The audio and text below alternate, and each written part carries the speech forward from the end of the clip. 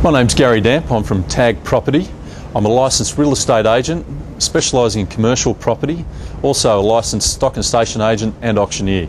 I carry market endorsements for the 146 criteria and currently do a lot of work in property facilitation and all things around it. Perhaps one area to look at for the investor is the psychology of the investment, i.e. the people who are involved, what their tolerances are to risk, and what are the exit strategies and what would be the impact on them should the investment go not the intended way. When we all go to invest, we all like to think of the upside.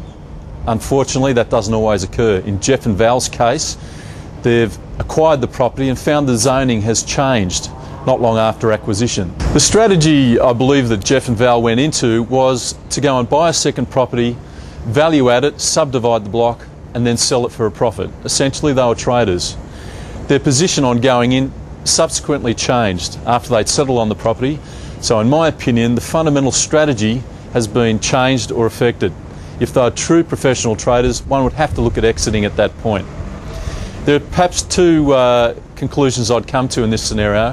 One would be that if they're going to hold for the long term, you have to look and address the opportunity cost of holding that investment. Jeff has stated that he's potentially ready to hold it for another 5 to 7 years.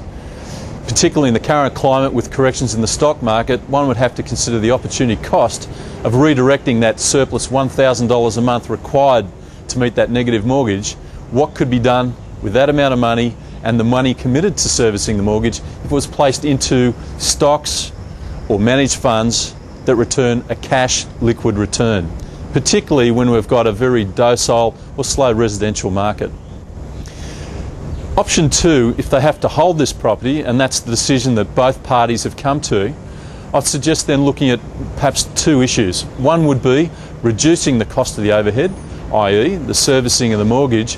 Perhaps they should look to some of the low cash up front mortgage proposals that are out there. For example, Investors Direct. They might have something like a 4% product up front that can be deferred over subsequent 5 years, and essentially that adds to the total price of the mortgage but will assist in the cash flow and the hold in the short-term situation. They've got to be tax effective with interest-only payments. Another way to do it would be enhance the rental, i.e. go to a market rental that in this environment would have to be deemed competitive at the moment, so put it to market. Jeff instructs me that the house is some 40 years old and would need some serious revamping to go and achieve that. That may be the case. To me, if there's a serious degree of maintenance, that would also have to be a consideration in potentially offloading the property. In my opinion, I believe the opportunity cost could be too great in holding the property, and personally I'd be looking elsewhere. However, under instruction from Jeff, he's very desirous of holding the property. In that case, I'd highly recommend a refinance structure that'll have a minimal impact in the first years and allow him to realise the sale of the property in some 5 years. So good luck, Jeff and Val. The decision's yours.